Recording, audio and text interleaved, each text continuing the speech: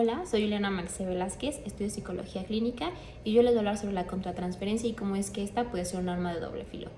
En este artículo vamos a revisar cómo es que la gestión errónea de la contratransferencia llega a ser una práctica antiética, daña de manera directa la eficacia del proceso terapéutico, el bienestar emocional del paciente y del terapeuta, cómo es que esta acción hace que no se cumpla el propósito principal de la terapia, que es el bienestar emocional, el crecimiento personal y la gestión emocional correcta, entre muchos otros beneficios que te trae la terapia. Creo que es un tema muy importante de abordar porque es un sentimiento y un vínculo inherente que está ahí en la terapia. En cualquier tipo de relación humana hay expectativas y sentimientos encontrados, pero en el momento en el que es terapéutico y debe de cumplir un límite ético, se debe de hablar de esto para poder conocer desde el lado del terapeuta y desde el lado del paciente cuáles son los límites éticos que no se puede pasar.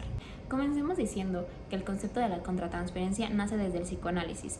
Viene a partir de que Freud le escribe una carta a Jung donde le menciona que está estudiando el vínculo que existe entre el paciente y el terapeuta y el terapeuta y el paciente. Él dice que es un vínculo que puede ayudar y que puede hacer que el terapeuta se vuelva más fuerte porque tiene y se ve forzado a tener una mejor gestión emocional con este vínculo.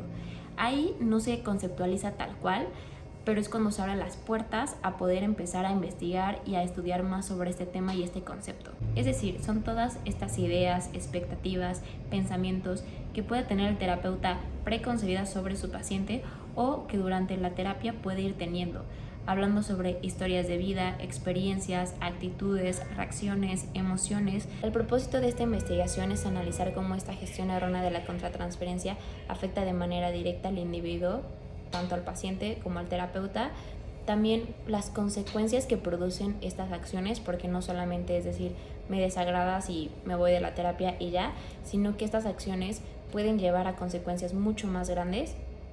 También es analizar cómo es que también existe un lado positivo de esta contratransferencia, porque la contratransferencia no es algo negativo por el simple hecho de existir, sino por la manera en la que se gestiona. Entonces también el propósito es exponer cuál es la manera correcta de usarlo, y aunque sea contratransferencia positiva, aún así también hay muchos cuidados que se deben de llevar, porque no el hecho de que sea positiva quiere decir que es manejada correctamente. También la contratransferencia positiva puede tener consecuencias negativas. Entonces el propósito es exponer todo esto, qué es la contratransferencia, las consecuencias de la contratransferencia y el lado, digamos, ético o positivo de la contratransferencia. Comencemos hablando sobre la gestión errónea de la contratransferencia durante la acción terapéutica y cómo es que esta daña su efectividad. La salud mental y el bienestar emocional es una necesidad básica que muchas veces es dejada de lado, y aquí en nuestro país es una realidad que el acudir con un terapeuta personal, con un psicólogo, ir a terapia es un privilegio totalmente. Entonces, cuando una persona tiene la oportunidad de ir, espera que su terapeuta pues sea profesional. Entonces, en el momento en el que esta persona llega a terapia y empieza a contar sus historias de vida, de manera automática empiezan a generarse expectativas e ideas que tiene el terapeuta sobre su paciente y el paciente sobre su terapeuta. El propósito del terapeuta desde la psicoterapia es lograr la introyección. La introyección es un mecanismo de defensa que se define en el psicoanálisis como esta parte de cómo es que el terapeuta puede entrar dentro del mundo interno de una persona y lograr proyectarlo. Entonces, en el momento en el que el terapeuta entra a este mundo interno y empieza a conocer estas partes del paciente, llega a la proyección. Cómo es que esta persona proyecta los sentimientos en la realidad. Y también la proyección de cómo es que todas estas características que el terapeuta logró analizar de la persona se proyectan en las ideas que él tiene y en sí mismo. Entonces, cuando se encuentran conductas que como persona parecen desagradables, debe entrar inmediatamente la gestión emocional. La gestión emocional es una herramienta que se debería de aprender a usar desde que somos niños, pero como terapeutas es un necesario. O sea, un terapeuta debe de conocer y tener capacidad de autoanálisis y autoevaluación para poder encontrar y ver cómo es que estas características que no le gustan de su paciente deben ser gestionadas de manera correcta y mantener un límite ético y no llegar a tocar esta parte de nuestra personalidad. Entonces la gestión emocional debe de ayudar como herramienta para poder decir, ok, esto que veo de ti no me parece correcto, no me agrada, pero no tiene por qué agradarme, no tiene por qué parecerme correcto, porque mi ideal aquí es trabajar en ti y cómo es que estas actitudes, si a ti como persona te molestan, se pueden cambiar.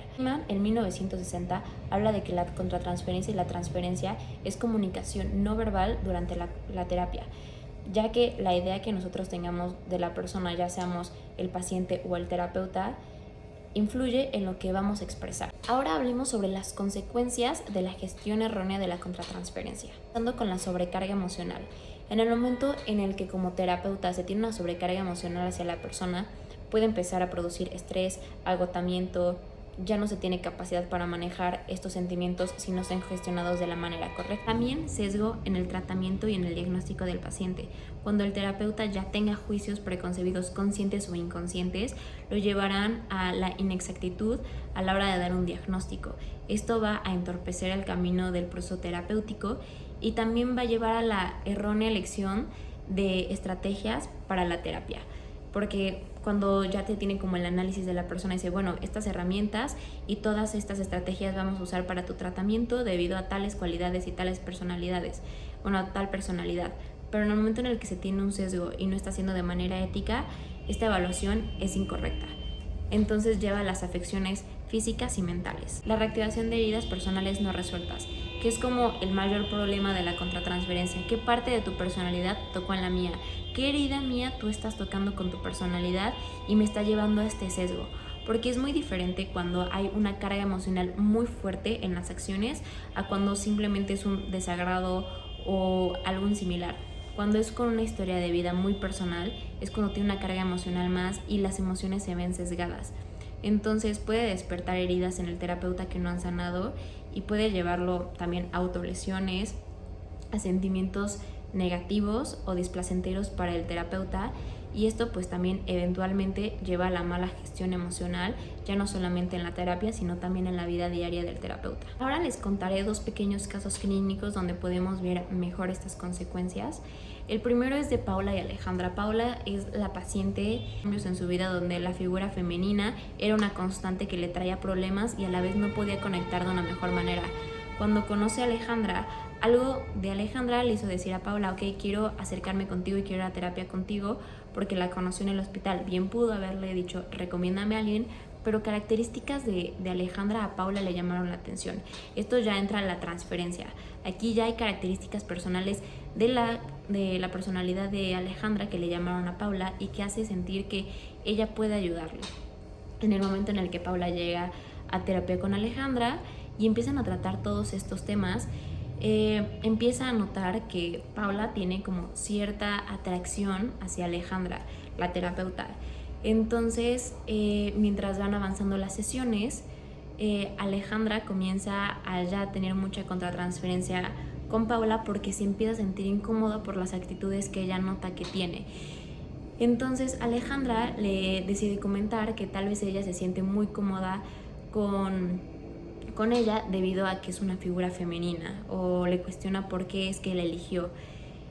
Y Paula toma como a mal este comentario de que es una persona con la que se siente bien porque es una figura femenina, poniendo en duda la sexualidad de Paula. Aquí podemos ver mala gestión de la contratransferencia porque tal vez no era la manera en la que Alejandra, la terapeuta, debía dirigirse a Paula, la paciente, lo cual hizo que Paula lo tomara de mala manera y le dijo, yo no siento nada por ti, aparte tú eres más pequeña que yo y pues si yo buscara una madre pues tendría que ser más grande.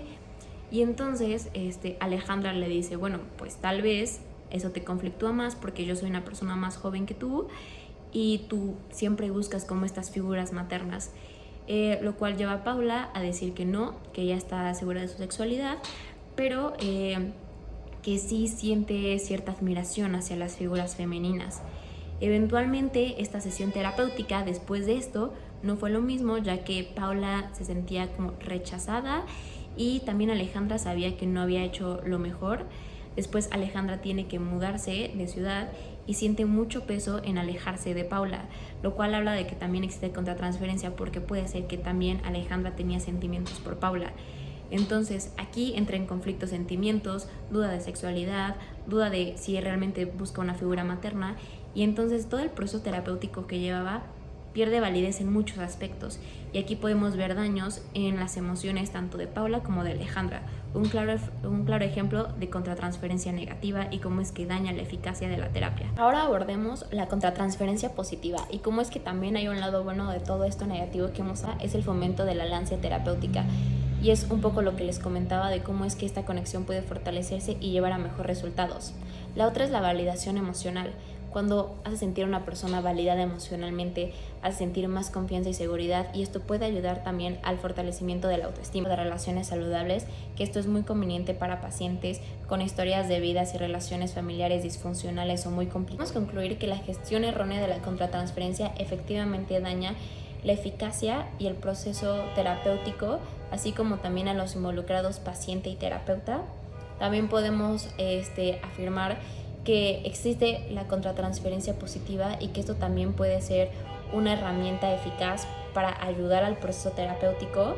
Que debe de existir mucha autoevaluación y autorreflexión, principalmente del terapeuta, para poder gestionar de manera adecuada las emociones y sentimientos que son generados por su paciente, para poder evitar pasar límites éticos y siempre llevar un margen ético adecuado. Recordándonos que la ética y la integridad es algo que también se puede romper y que el querer sanar, si no llegamos con los adecuados profesionales, puede lastimar. Entonces, recordando que siempre desde la responsabilidad debemos de actuar de la manera correcta y ética, porque de nuestros profesionales esperamos eso, profesionalidad. Y hoy en nuestro país la realidad es que acudir con un profesional es un privilegio. Y cuidar de nuestra salud mental también lo es. Ahora, queriendo responder a una pregunta que podría ser que haya surgido durante la explicación, ¿y realmente qué le pasa al psicólogo más allá de sentirse mal, de tener afecciones emocionales? ¿Qué le pasa a un psicólogo si no gestiona de manera correcta la contratransferencia y lleva a consecuencias mucho más grandes? Y bueno, los riesgos de un psicólogo es perder su cédula profesional, si se encuentra en alguna empresa, ser penado por la empresa, y también ser penado por la ley si es que los actos llevan a consecuencias mucho más graves. Entonces recordamos que esto no es una cuestión solamente de me sentí mal, te sentiste mal, me incomodé, te incomodaste, terminamos la terapia y adiós. Realmente sí existen consecuencias muy graves también para los psicólogos que no cumplen con este código de ética básica en la psicología.